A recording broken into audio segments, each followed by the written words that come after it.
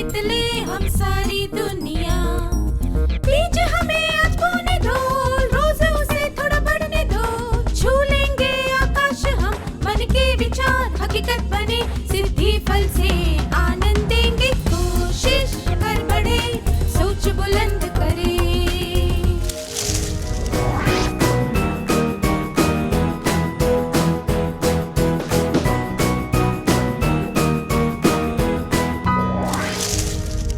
नमस्ते छात्रों, आप सबसे फिर से मिलकर खुशी हुई।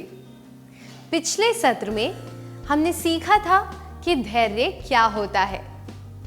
इस सत्र में हम जानेंगे कि किन परिस्थितियों में धैर्य दिखाना जरूरी है। कल्पना कीजिए कि आप अपने भाई के साथ एक मेला देखने गए हैं और वहां आप दोनों को भूख लग रही है। आप कुछ खाना चाहते हैं, पर सारी दुकानों पर लंबी कतार है।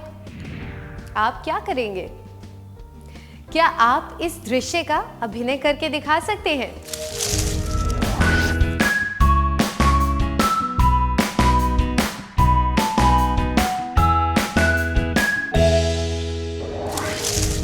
धन्यवाद, बहुत बढ़िया था। क्या धैर्य खोने से कुछ हासिल हो सकता है?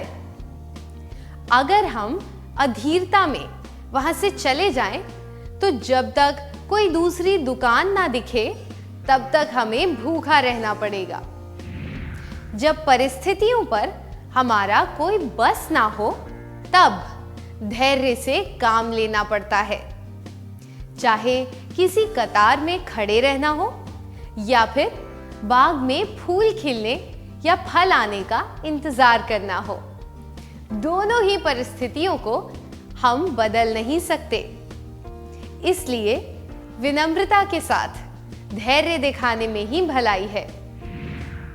इसी तरह कुछ लोगों के साथ काम करना भी चुनौतीपूर्ण हो सकता है। जो लोग बदलना नहीं चाहते या फिर तर्क से काम नहीं लेना चाहते, उनके साथ काम करना कठिन होता है। ऐसी समस्याओं के बारे में सोचिए जिन्हें समझाया नहीं जा सकता, जैसे किसी की आकस्मिक मृत्यु या फिर कोई दुर्घटना।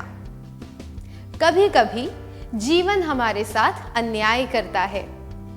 ऐसे में धैर्य खोने से क्या कोई फायदा हो सकता है? धैर्य खोने से कुछ नहीं मिलेगा। ऐसी परिस्थितियों में केवल धैर्य दिखाने से ही हम कोई हल निकाल सकते हैं। अब हम जानेंगे कि हम धैर्यवान कैसे बन सकते हैं। कल्पना कीजिए कि आपके नाखून बहुत बढ़ गए हैं। आप उन्हें कैसे काटेंगे? क्या आप में से कोई बता सकता है?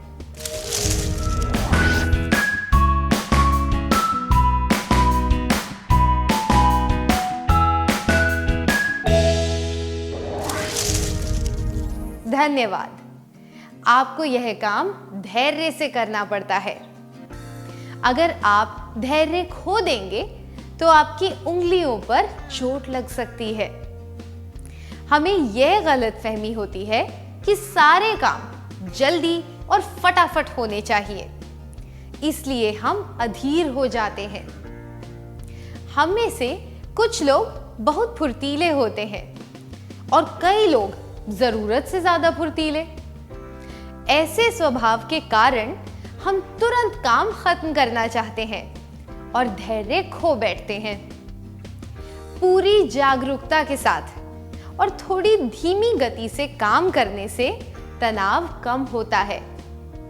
इससे हमें भी आराम मिलता है और दूसरों को भी।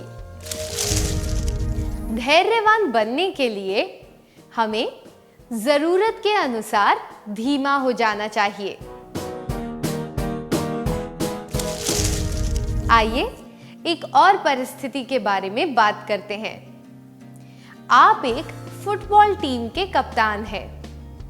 आपकी टीम के किसी एक खिलाड़ी ने अच्छी तरह नहीं खेला और इस वजह से आपकी टीम हार गई।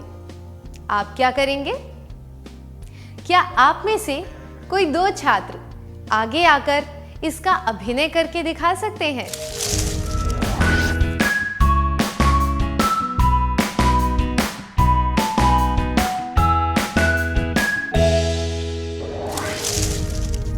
धन्यवाद। खिलाड़ी पर चिल्लाने से या उसे दोष देने से परिस्थिति बदल नहीं जाएगी। अगर आप उसे कहें कि उसे भविष्य में यह गलती नहीं दोहरानी है, तो इससे उसकी जागरूकता बढ़ेगी। खुद की या दूसरों की कमियों के बारे में चिंता करने से हम अधीर हो जाते हैं। अगर हम यह स्वीकार कर लें कि कोई भी व्यक्ति परिपूर्ण और दोषहीन नहीं होता, तो इससे हमारा धैर्य बढ़ेगा। ऐसी सोच रखना धैर्यवान बनने का एक तरीका है। धैर्यवान बनने के लिए हमें जरूरत पड़ने पर धीमा हो जाना चाहिए। यह स्वीकार करना चाहिए कि कोई भी व्यक्ति परिपूर्ण और दोषहीन नहीं होता।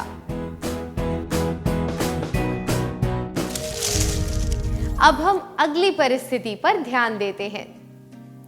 कल्पना कीजिए कि आप नए जूते खरीदना चाहते हैं। आपकी माँ ने आपके सैंडल देखे और कहा कि ये सैंडल बिल्कुल ठीक है, इसलिए आपको नए जूते अगले महीने खरीदने चाहिए। आप क्या कहेंगे? पहला, मुझे जूते तुरंत चाहिए। दूसरा, ठीक है माँ, हम नए जूते अगले महीने खरीद लेंगे। तीसरा, मुझे नए जूते चाहिए ही नहीं।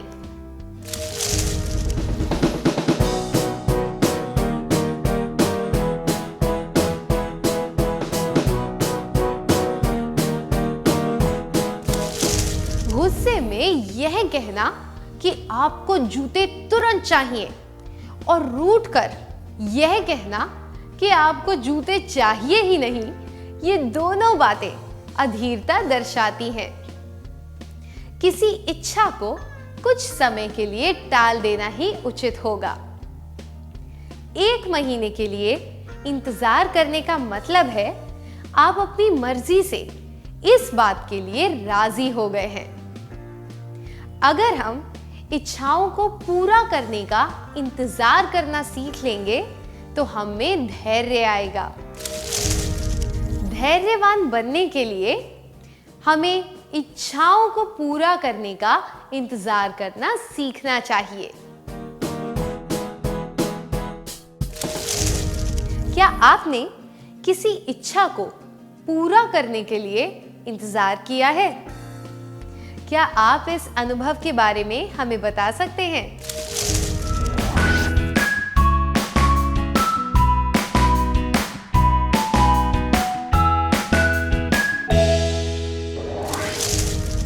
अब आपके लिए एक प्रश्न है। आप सबको सोने के अंडे देने वाली मुर्गी की कहानी तो पता होगी। वह मुर्गी रोज एक सोने का अंडा देती थी, पर उस मुर्गी के मालिक में धैर्य नहीं था। वह हर रोज एक अंडे का इंतजार नहीं करना चाहता था। उसे सारे अंडे एक साथ चाहिए थे। उसने सोचा कि अगर वह मुर्गी को काट देगा तो उसे सारे अंडे एक साथ मिल जाएंगे। अपने लालच और अधीरता की वजह से उसने बिना सोचे समझे मुर्गी को मार दिया और उसे मुर्गी के अंदर कोई अंडे भी नहीं मिले। हमने इस कहानी से क्या सीखा?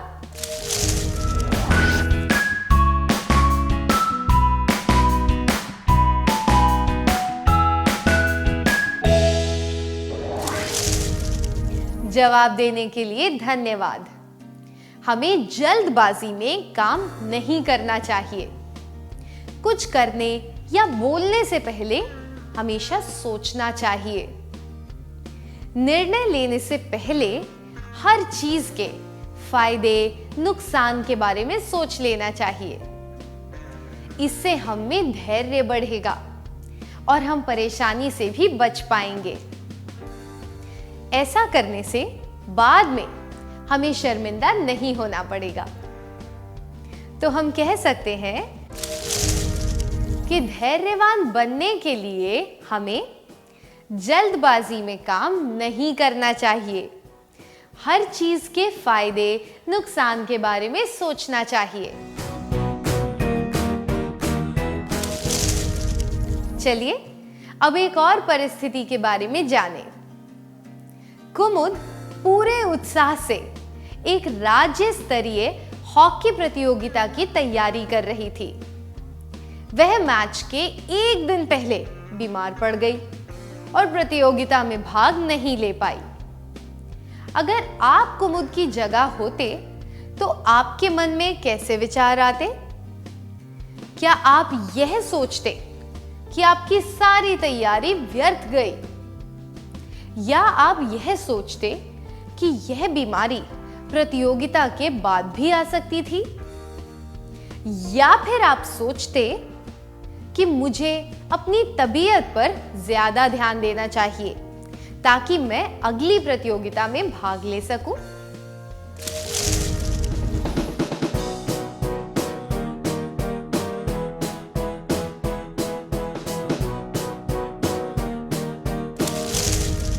जो हो चुका है उसके बारे में सोचने से और अफसोस मनाने से हालात नहीं बदलेंगे। तबीयत पर ज्यादा ध्यान देना, खुद को चुस्त रखना और अगली प्रतियोगिता की तैयारी करना सकारात्मक सोच है। जब परिस्थितियां विपरीत हो तब हमें यह सोचना चाहिए कि ऐसे हालात हमेशा नहीं रहेंगे। इससे हमें धैर्य आएगा और हम बिना शिकायत किए परिस्थिति के बदलने का इंतजार कर पाएंगे। धैर्यवान बनने के लिए हमें यह एहसास होना चाहिए कि बुरे दिन हमेशा नहीं रहते। सकारात्मक सोच अपनानी चाहिए। डर से दूर भागने की जगह अगर हम डर पर काबू पाना सीख लें तो हम धैर्यवान बन सकते हैं। इससे हम परेशानियों से ज्यादा अच्छी तरह निपट सकते हैं। हमने सीखा कि धैर्य क्या होता है और हम धैर्यवान कैसे बन सकते हैं। क्या अब हम धैर्य के फायदों के बारे में जानें? कविता और उसके परिवार वाले एक बस स्टॉप पर जा रहे हैं। उन्हें किसी काम से दूसरे शहर में जाना है। जैसे ही वे बस स्टॉप पहुंचे, उन्होंने देखा कि उनकी बस रवाना हो चुकी थी। उन्हें क्या करना चाहिए? क्या आप 5 लोग यहां आकर इसका अभिनय करके दिखा सकते हैं?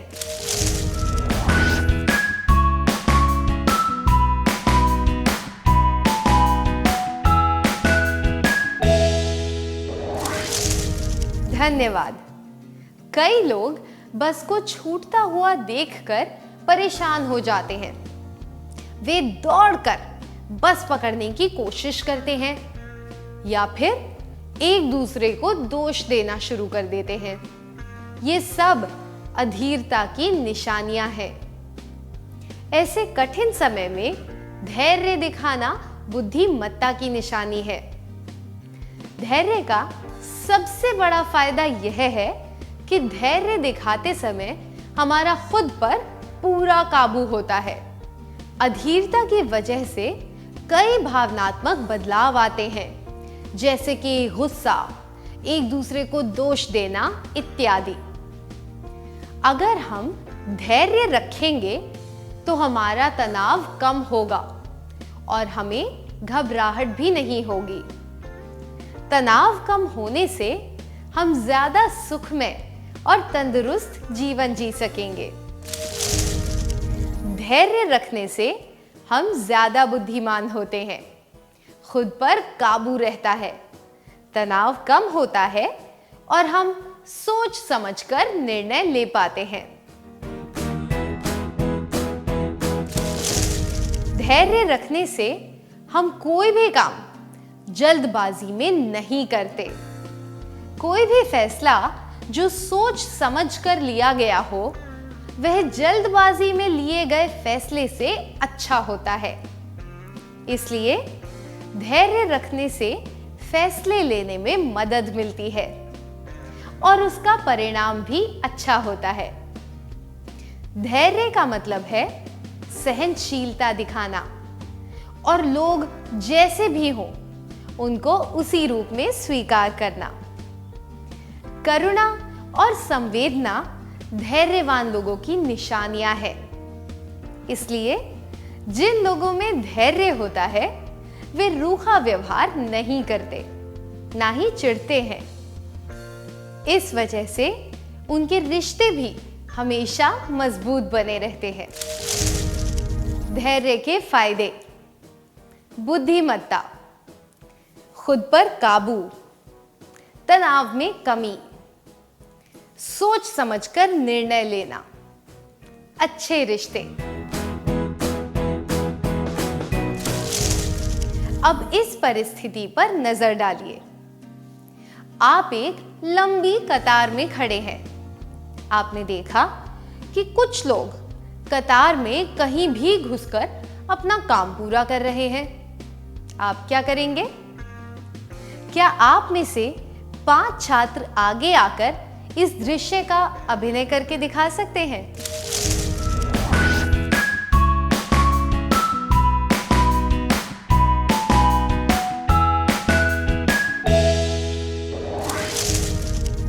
बहुत बढ़िया।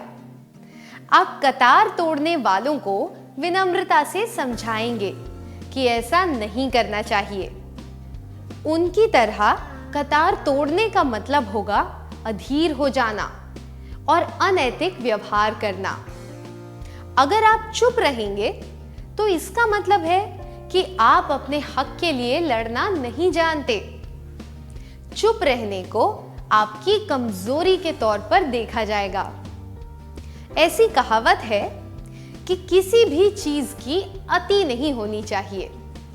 यह बात धैर्य के लिए भी सही है। जब लोग जरूरत से ज्यादा धैर्य दिखाते हैं तो इससे भी परेशानी हो सकती है। ज्यादा धैर्य दिखाने से किसी काम में देरी हो सकती है और यह भी हो सकता है कि वह काम कभी पूरा ही नहीं हो। एक और गैर फायदा यह है कि धैर्यवान व्यक्ति अपनी सहनशीलता की वजह से सबको खुश करने की कोशिश करते हैं,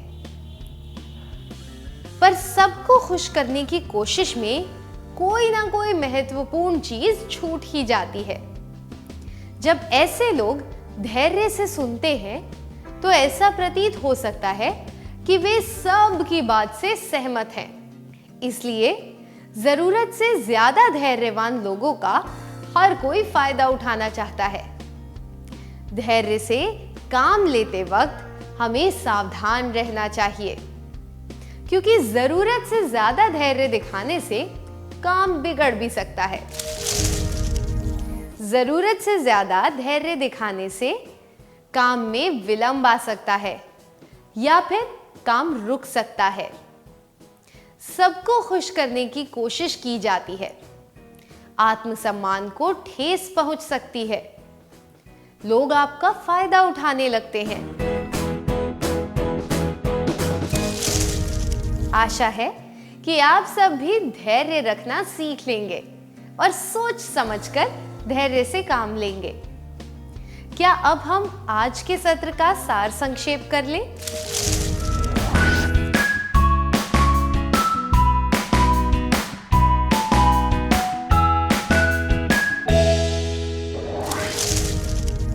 धैर्यवान बनने के लिए हमें जरूरत पड़ने पर धीमा हो जाना चाहिए।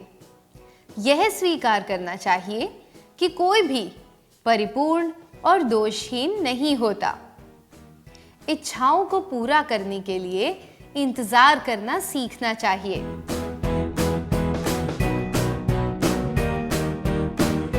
जल्दबाजी में काम नहीं करना चाहिए।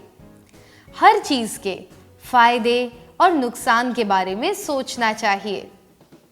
यह एहसास होना चाहिए कि बुरे दिन हमेशा नहीं रहते। सकारात्मक सोच अपनानी चाहिए।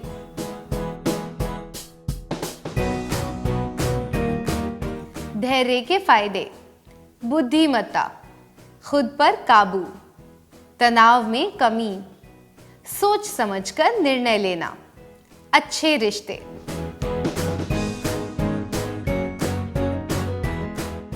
जरूरत से ज्यादा धैर्य दिखाने से काम में विलंब आ सकता है या फिर काम रुक सकता है। सबको खुश करने की कोशिश की जाती है, आत्मसम्मान को ठेस पहुंच सकती है, लोग आपका फायदा उठाने लगते हैं। इतनी अच्छी तरह सार संक्षेप करने के लिए धन्यवाद। क्या अब हम थोड़ा गृह कार्य लिख लें ताकि ये बातें हमें अच्छी तरह याद रहें?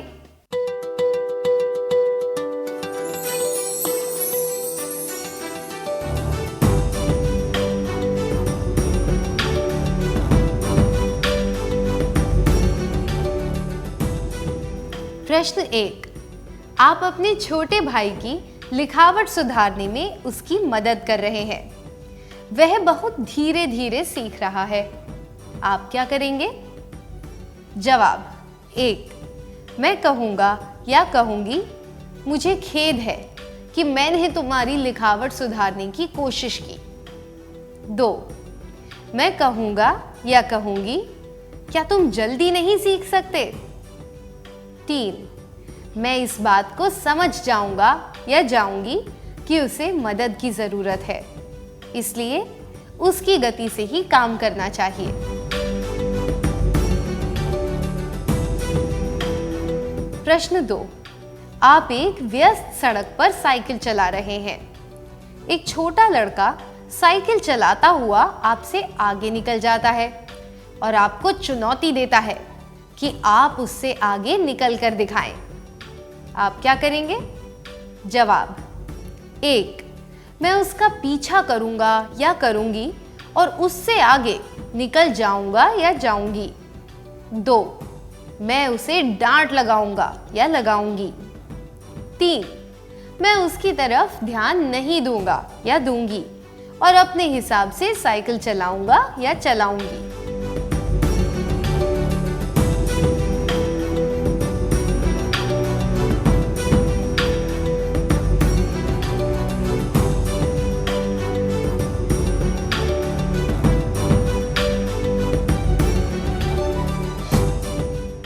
क्या आप अगले सत्र में आने से पहले यह कार्य पूरा करके लाएंगे? तब तक के लिए अलविदा।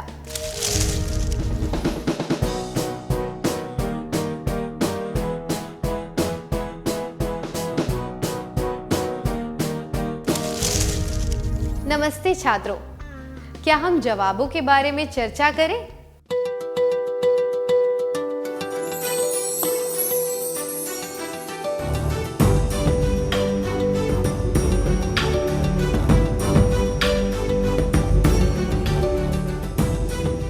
प्रश्न 1, आप अपने छोटे भाई की लिखावट सुधारने में उसकी मदद कर रहे हैं। वह बहुत धीरे धीरे सीख रहा है। आप क्या करेंगे? यह जवाब: मैं कहूँगा या कहूँगी, मुझे खेद है कि मैंने तुम्हारी लिखावट सुधारने की कोशिश की, अनुचित है, क्योंकि यह दूसरों की कमजोरियों के प्रति सहनशीलता नहीं दर्शाता।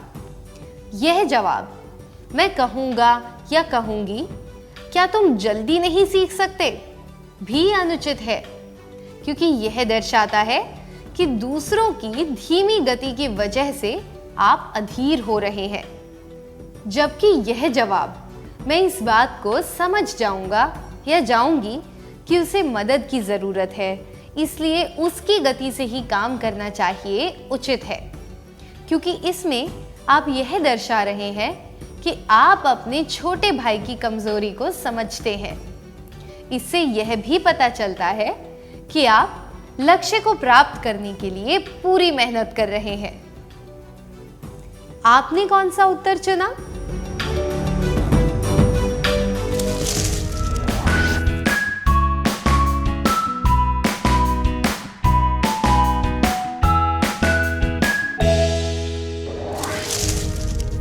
प्रश्न 2, आप एक व्यस्त सड़क पर साइकिल चला रहे हैं। एक छोटा लड़का साइकिल चलाता हुआ आपसे आगे निकल जाता है और आपको चुनौती देता है कि आप उससे आगे निकल कर दिखाएं। आप क्या करेंगे? जवाब: मैं उसका पीछा करूंगा या करूंगी और उससे आगे निकल जाऊंगा या जाऊंगी, और मैं उसे डांट लगाऊंगा या लगाऊंगी अनुचित है। इनसे पता चलता है कि आप में धैर्य नहीं है। आप घमंड और गुस्से में आकर अनुचित व्यवहार कर रहे हैं। यह जवाब मैं उसकी तरफ ध्यान नहीं दूंगा या दूंगी और अपने हिसाब से साइकिल चलाऊंगा या चलाऊंगी उचित है, क्योंकि आप अपनी प्रतिक्रिया के परिणामों के बारे में सोचते हुए धैर्य से काम ले रहे हैं। आपने कौन सा उत्तर चुना?